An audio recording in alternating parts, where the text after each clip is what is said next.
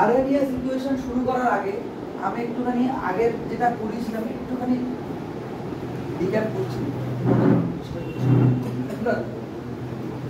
দুটো গ্রাফ করেছিলাম। একটা গ্রাফ ছিল activation energy graph. Activation energy গ্রাফটা যেটা ছিল সেটা কার কার মধ্যে করা হয়েছিল? রিয়াকশন প্রসিড ছিল আমার এক্স অ্যাক্সিসে, আর ওয়াই অ্যাক্সিসে ছিল আমার এনার্জি। তার উপর বেস করে আমরা রিয়াক্টেন্ট গ্রাফটা এরকম ছিল, এদিকটা ছিল এনার্জি, এদিকটা ছিল রিয়াকশন প্রসেস। হ্যাঁ, তো আমরা এখানে একটা এনার্জি লেভেল নিয়ে নিয়েছিলাম, এনার্জি অফ রিয়াক্টেন্ট, আমরা এনার্জি অফ প্রোডাক্ট নিয়ে নিয়েছিলাম, আর এনার্জি অফ রিয়াক্টেন্ট থেকে প্রোডাক্টে কিভাবে যাবে এভাবে একটা আমরা গ্রাফ পেয়েছিলাম, তাই তো? যে গ্রাফটাতে এই পয়েন্টটাকে আমরা বলছিলাম, এই এনার্জি লেভেলটাকে আমরা বলেছিলাম অ্যাক্টিভেশন এনার্জি। এই এনার্জি লেভেলটাকে আমরা অ্যাক্টিভেশন এনার্জি বলেছিলাম। যে মলিকিউলগুলো কি হবে না, কলিশন থিওরি দিয়ে আমরা এক্সপ্লেন করেছিলাম যে যখন আমরা প্রপার ওরিয়েন্টেশনে মলিকিউলগুলোর মধ্যে কলিশন হবে এবং যখন এই এনার্জি লেভেলে ও রিচ করবে তখন ও কি করবে, রিয়াক্টেন্ট থেকে আস্তে আস্তে প্রোডাক্টের দিকে যাবে। মানে এটা হচ্ছে সেই ম্যাক্সিমাম এনার্জিটা যেটাতে ও রিচ করবে। তো ওটা রিচ করতে গেলে আমি বুঝেছিলাম কি যে এটা ছিল রিয়াক্টেন্টের এনার্জি লেভেল, রিয়াক্টেন্ট মলিকিউলগুলো সেখান থেকে তুমি এনার্জি দেবে, সেই এনার্জিটা নিয়ে ও অ্যাক্টিভেশন এনার্জিতে পৌঁছবে এবং রিয়াকশনটা কমপ্লিট করবে এবং স্টেবিলিটির দিকে যাবে। যখন স্টেবিলিটির দিকে যেতে থাকবে, যেতে যেতে আলটিমেটলি যখন স্টেবল হয়ে যাবে তখন প্রোডাক্টে কনভার্ট হয়ে যাবে, রিয়াক্টিভিটি কনভার্টেড ইনটু প্রোডাক্ট। এই ছবিটাতে দেখা যাচ্ছে যে প্রোডাক্টের এনার্জি রিয়াক্টেন্টের এনার্জি লেভেল থেকে বেশি, দ্যাট ইন্ডিকেটস যে রিয়াকশনটা ছিল আমার ছিল এন্ডোথার্মিক, তাই না? কারণ এন্ডোথার্মিক রিয়াকশনে আমাদের energy of product minus energy of reaction, সেটা পজিটিভ হবে। এটা দিয়ে বুঝিয়েছিলাম। আরও একটা গ্রাফ আমরা করেছি, গ্রাফটা কিরকম ছিল, একদিকে এদিকে দেখো, ইয়ে করে দেখো যে ফ্যাক্ট বাবা করছো গো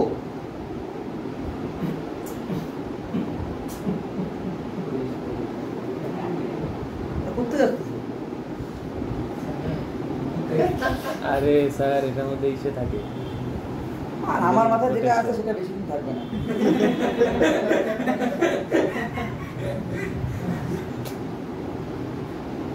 এটা কি ছিল, গ্রাফটা ছিল একদিকে ছিল ফ্র্যাকশন অফ কলিশন, তাই না? এদিকে ছিল ফ্র্যাকশন অফ কলিশন। দেখো গ্রাফটা করেছিল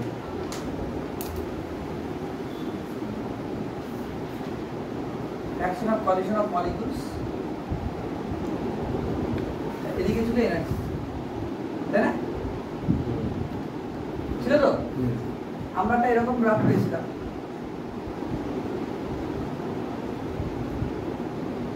এরকম টাইপের গ্রাফ পেয়েছিলাম।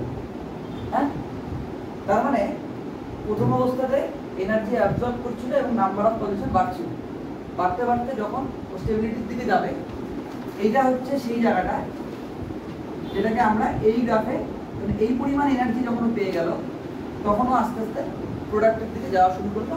এই এনার্জিটা আর এই এনার্জিটা সেম, মানে এটা হচ্ছে অ্যাক্টিভেশন এনার্জি। আগের কথা এই সময় বলতে পারছি। হ্যাঁ পড়াচ্ছি রে। হ্যাঁ, এখন কথা হচ্ছে যে আমি বলেছিলাম যে টেম্পারেচার যদি তুমি বাড়াও তাহলে অ্যাক্টিভেশন এনার্জিটা বেড়ে যায়। আমরা দেখেছিলাম বেশি হয়ে যায়, সেটা গ্রাফিক্যালি দেখানো হয়েছে। টেম্পারেচার বাড়লে অ্যাক্টিভেশন এনার্জি বেড়ে যায়। এখন কতটা বেড়ে যায়, কতটা টেম্পারেচার বাড়লে কতটা বেড়ে যায় তার একটা হিসাব আমাদের আরএনএস দিয়েছিল। তো সেই হিসাবটা ও করেছিল, রিলেশনটা করেছিল এই তোমার ফ্র্যাকশন অফ কলিশনের সাথে, ফ্র্যাকশন অফ কলিশনের সাথেই ও রিলেশনটা করেছিল। দেখুন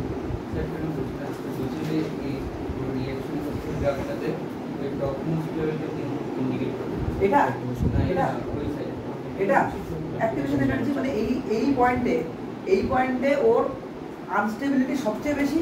এখন ও ট্রানজিশন স্টেটে আছে, অর্থাৎ এটা যদি তোমার রিয়াক্টেন্ট হয়, এ যদি রিয়াক্টেন্ট হয় আর বিবি যদি প্রোডাক্ট হয়, তাহলে এই স্টেটটাতে এরকম হয়ে আছে।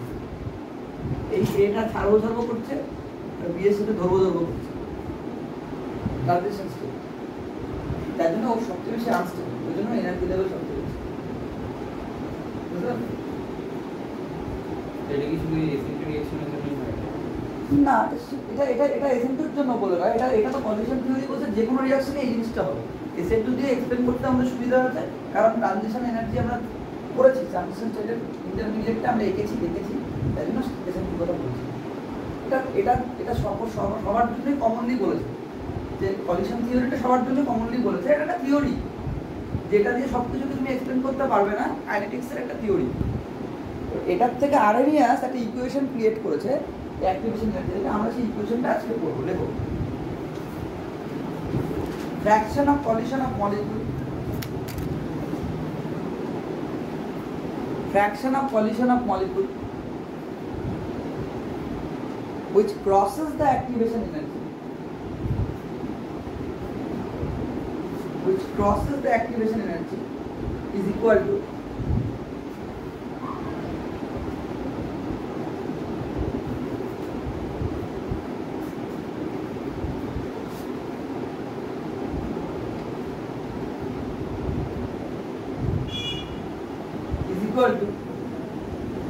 e to the power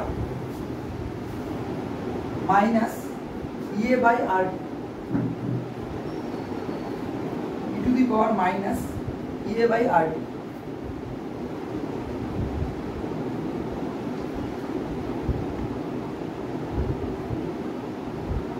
ঠিক আছে, মানে ও বলে দিল এটা যদি আমার অ্যাক্টিভেশন এনার্জি হয়, এই এনার্জিটাকে যদি আমি অ্যাক্টিভেশন এনার্জি বলি, তাহলে এই অ্যাক্টিভেশন এনার্জিকে ক্রস করতে পারবে কত ফ্র্যাকশন অফ মলিকিউল, সেটা হচ্ছে এটা e to the power minus a by r। এই ডেফিনেশনটা এই ডায়াগ্রাম থেকে বোঝানো যাবে?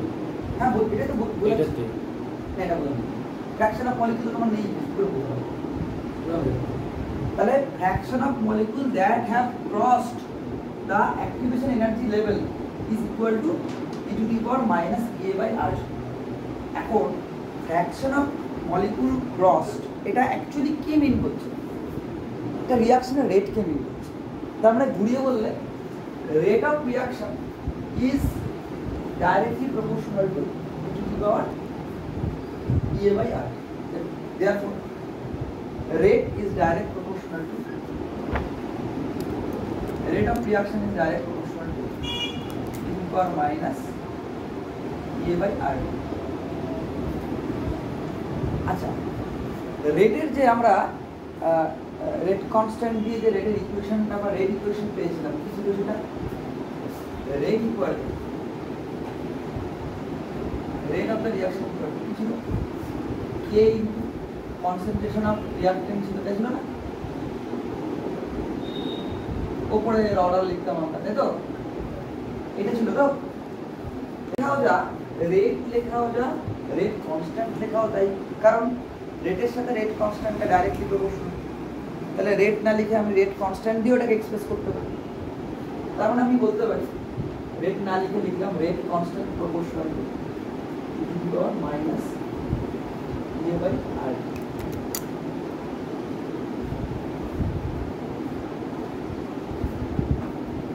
এবার তাহলে যদি আমি ইকুয়াল টু তে নিই, তাহলে আমার একটা কনস্ট্যান্ট আনতে হবে। তাহলে কে ইকুয়াল টু যদি করি তাহলে কি হবে? a e to the power minus a by r। এখন এটাই হচ্ছে আমার আরএনএস এর ইকুয়েশন। যে ইকুয়েশনটাকে ও কি করেছে? টেম্পারেচারের সাথে রেট কনস্ট্যান্টকে রিলেট করেছে। Very very important. টেম্পারেচারের সাথে কাকে রিলেট করেছে? রেট কনস্ট্যান্টকে রিলেট করেছে। অর্থাৎ কোন টেম্পারেচারে রিঅ্যাকশনের রেটটা কত হবে সেটাকে ও ডিটারমাইন করেছে। ইন জেনারেল আমি যদি ক্যালকুলেশন করি তাহলে বলেছে, দেখো দেখো in general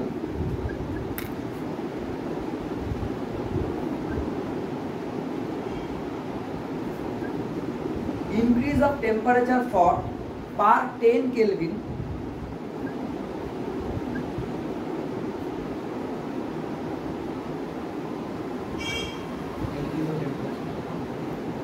for per 10 Kelvin, 10 Kelvin মানে পার 10 ডিগ্রি সেলসিয়াসে বলতে পারো, ইনক্রিজ যেহেতু বলেছে তাই না, for increase in temperature for per 10 Kelvin rate of reaction doubled, rate of reaction doubled. এটা কিন্তু ইন জেনারেল। এখন দেখো ইন জেনারেল বললে সমস্যা হচ্ছে যে এখন সবসময় তো 10 ডিগ্রি বাড়বে না, কখনো 1 বাড়বে, কখনো 2 বাড়বে, তাতে যে একেবারে ডাবলই হবে সবসময় সেটাও হবে না, কিছু কিছু ক্ষেত্রে চেঞ্জ হবে। এই ইকুয়েশনে ফেললে তোমার এক্স্যাক্টলি বেরিয়ে যাবে। আদারওয়াইজ রাফলি হচ্ছে এটা ক্যালকুলেশন। এখন রাফটা কেন বললাম, তো কোশ্চেন আছে, একটা কোশ্চেন বলো।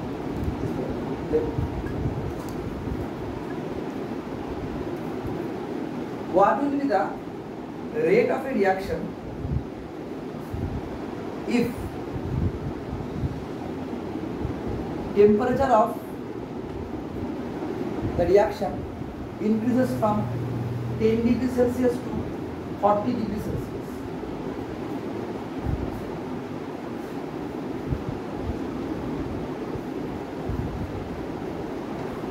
কি করে করব? ধরে নিচ্ছি 10 ডিগ্রি সেলসিয়াস টেম্পারেচার যখন ছিল তখন ওর রেট ছিল হচ্ছে 8। তাহলে কি বলেছে, কোথায় নিতে হবে আমাকে, 10 থেকে 40 তে নিতে হবে। এটা হচ্ছে আমার লিমিট। 10 এ মনে করলাম 8, তাহলে 20 তে কত হবে, 2 আর হবে, নিশ্চয়ই তাই ডাবল হয়ে যাবে রেটটা। আচ্ছা তাহলে 20 পরে যদি 30 তে যাই কত হবে, 10 করে বাড়াচ্ছি তাহলে কত হবে, এটা ডাবল হয়ে যাবে, 4 হবে। 30 থেকে যদি 40 তে নিয়ে যাই তাহলে কত হবে, আরো 10 বাড়ালাম, তাহলে এটা কত হবে, 8 হয়ে যাবে। তাহলে রিঅ্যাকশন রেটটা কত হলো, আগে ছিল 8, এখন হলো 8। তাহলে রিঅ্যাকশন রেটটা আগের থেকে 8 টাইমস হয়ে যাবে। এই ছিল আগের হিসাব, মানে আমাকে কিছু করতেই হবে না, বাকি ওই কনসেপ্টটা খেয়াল রাখলেই হবে যে 10 ডিগ্রি ইনক্রিজ হলে ডাবল হয়ে যাবে। কিন্তু আরেনিয়াস এই ইকুয়েশনটা দিয়ে ও বলে দিল যে এক্স্যাক্টলি কতটা বাড়বে সেটাও তুমি ক্যালকুলেশন করে বের করবে। মানে পয়েন্টের জন্য, ফ্র্যাকশনের জন্য একটু একটু বাড়লো, সলিউশনে চেঞ্জ হলো, রেট অফ রিঅ্যাকশন চেঞ্জ হলো, অর্ডার চেঞ্জ হলো, কোনো কিছুর সাথে কোনো প্রবলেম নেই, তুমি একদম কনস্ট্যান্টের সাথে রিলেশন দিয়ে বাড়বে। এটা বুঝতে পেরেছো? এটার উপরেও অঙ্ক করাবো। হ্যাঁ, আপাতত অনেক আগের দিকে। এবার এটার সবগুলো পার্ট কি জানা আছে, কোনটাকে কি বলে? এই তো রেট কনস্ট্যান্ট, ই তো কি, ই হচ্ছে লগের যে ইটা, লগের ইটা কি, এক্সপোনেনশিয়াল। তাহলে একে কি বলবো, এক্সপোনেনশিয়ালের আগে আছে, তাহলে পি এক্সপোনেনশিয়াল কনস্ট্যান্ট বলতে পারো, এটাকে ফ্রিকোয়েন্সি ফ্যাক্টর বলতে পারো, এটাকে আরএনএস কনস্ট্যান্ট বলতে পারো, এতগুলো নাম আছে। হ্যাঁ, লিখে রাখতে পারো। কারণ হ্যাঁ এ এ এ জেনারেলি কি বলে, কি বলতে বুঝতে পারছি না, মানে মোস্টলি ওটাকে কি বলে, এটাকে তিনটাই বলে, কোনো জেনারেলের ব্যাপার নেই, তিনটাই বলে। এখন তোমাকে ধরো একটা নাম দিয়ে বলবো, তখন তুমি বললে যে বুঝতেই পারলে না এ বলেছে, এর ভ্যালুটা বলে দিয়েছে, তিনটাই লিখে রাখবো, ফ্রিকোয়েন্সি ফ্যাক্টর, আরএমএস ফ্যাক্টর আর P exponential factor. Frequency factor, RMS factor আর পি এক্সপোনেনশিয়াল ফ্যাক্টর। ইয়ে তো অ্যাক্টিভেশন এনার্জি, আর তো গ্যাস কনস্ট্যান্ট, টি তো টেম্পারেচার। হ্যাঁ, আর তো সব জানতে হবে। নেক্সট এবার করবো কি, ইকুয়েশনটাতে বোথ সাইড আমরা লগ নিয়ে নেব। ইকুয়েশনটা এ স্মল এ বলে আলাদা কিছু, ইএ ইএ এই যে ইএ ইএ অ্যাক্টিভেশন এনার্জি, এই পাঁচটা বুঝে দাও। হ্যাঁ, তো লগ নিয়ে নিলাম বোথ সাইড, লগ নিব না এলএন নিব, এলএন নিয়ে নিই, ln k equal to ln a to the power minus a by rt।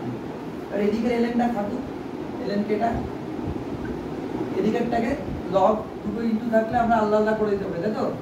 তাহলে ln a plus ln e to the power minus a by rt, যে ln k থাকুক,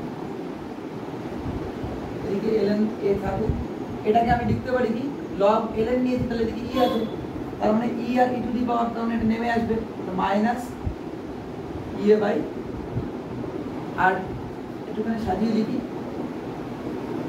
ln k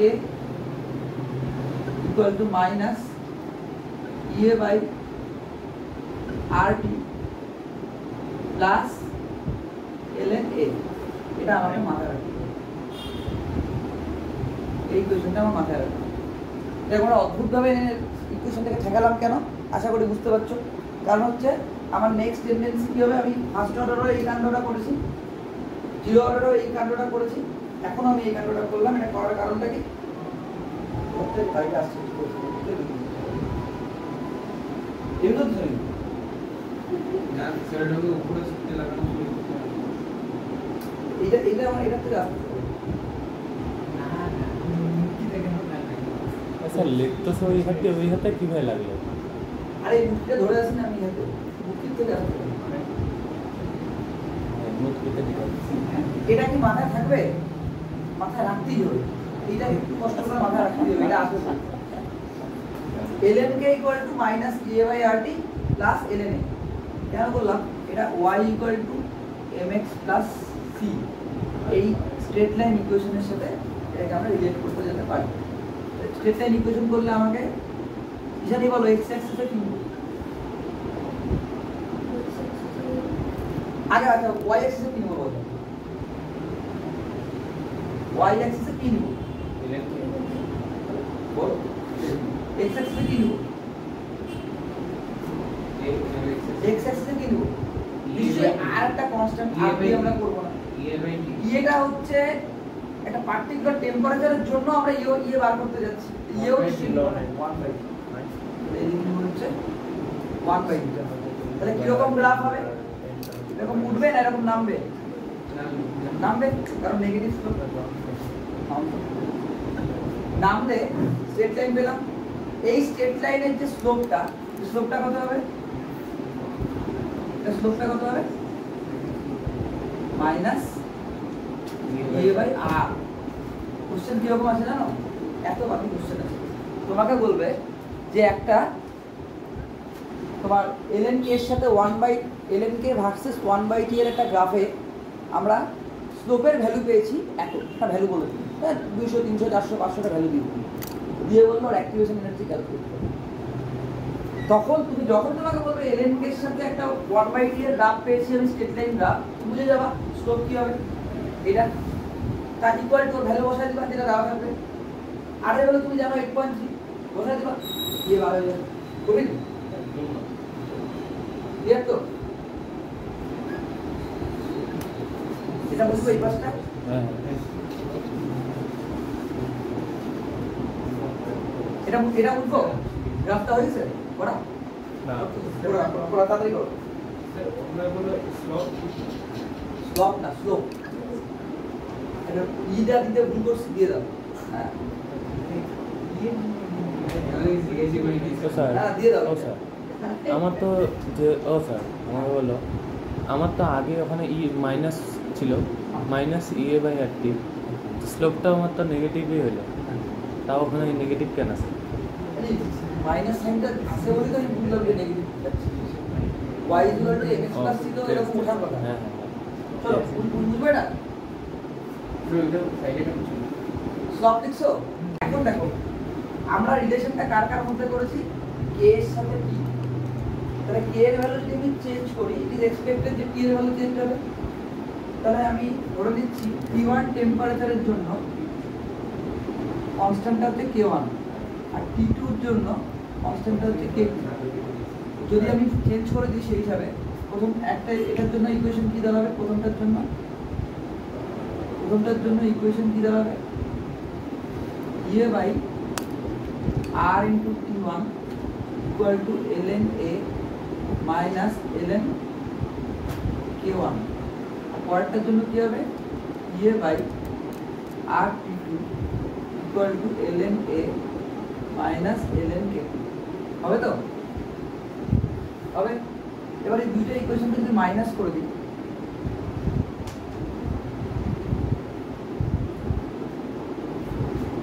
তাহলে কি হবে, এখান থেকে ইএ বাই আর কমন নিচ্ছি,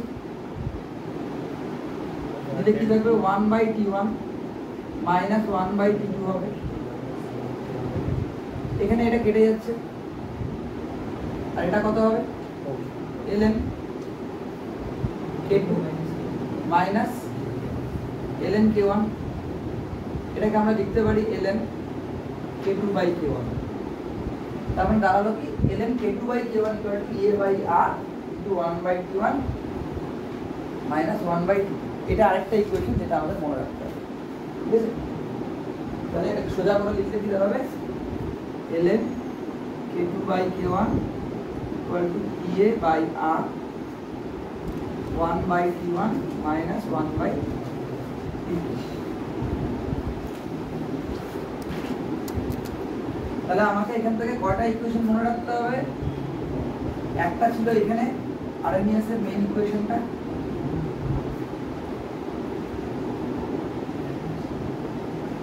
দুই নাম্বার হলো এটা যেটা y equal to mx plus c, তিন নাম্বার হচ্ছে ডিফারেন্ট টেম্পারেচারে ডিফারেন্ট K2 টেম্পারেচার। আমার যে ধারণা সেটা হচ্ছে এইটার থেকে অঙ্ক আসার চান্স বেশি এই ফর্মুলাটা ইউজ করবো। তার মানে শুধু এটাই করবো আমরা তা না, আমরা সবগুলোই করবো, কিন্তু আমার এটা মনে হয় যে এইটার থেকে তোমাদের অঙ্ক আসার চান্স বেশি। এবং খুব সুন্দর তোমাদের এনসিইআরটি বইতে কি আছে যে এটা এই কনসেপ্টের সাথে ওরা ফার্স্ট অর্ডার সেকেন্ড অর্ডারকে মার্চ করে, সেকেন্ড অর্ডার না ফার্স্ট অর্ডার জিরো অর্ডারকে মার্চ করে কোশ্চেন করেছে। ভালো কোশ্চেন করে সেকেন্ড অর্ডার নেই, সেকেন্ড অর্ডার পাস করেছে। আর এই অর্ডারটা তাহলে হ্যাঁ এই অর্ডারটা লাগবে না, এই অর্ডার পুরো তোমাদের জয়েন্টে একটা জয়েন্টে তাহলে তো ওইটাও পড়া হবে সরি ইনজাইম ক্যাটালিস্ট না ইঞ্জিন গ্রাফিক্স করা ওটা হার্ড লাগছে। হ্যাঁ ইঞ্জিন ক্যাটালিস্ট একটু হার্ড আছে, ওটার একটা ইকুয়েশন, ওই ইকুয়েশনটা বুঝতে হবে, এনজাইমের ইকুয়েশনটা বুঝতে হবে। আমার মতে কি বলতো, যদি তুমি ইনিশিয়ালি না বুঝতে পারো তুমি এনজাইমের যে মেইন ইকুয়েশনটা আছে যেটা পুট করবা কেনটা ওই মেইন ইকুয়েশনটা খালি মনে রাখো। ওটা তো ওটাই বললাম ডেরিভেশন মনে রাখো, কোনো দরকার এটা ডেরিভেশন মনে রাখো, তাহলে ইন্টারেস্ট পাবা না, মনে রাখতে পারবা না। এটা যদি ডেরিভেশন দুইবার প্র্যাকটিস করো না ফর্মুলাটা হাতে চলে আসবে। আর যদি তুমি একবারে ফর্মুলাটা ঝামাইতে যাও আসবে না, হাতে আসারও ব্যাপার আছে তো আসবে না। First order first zero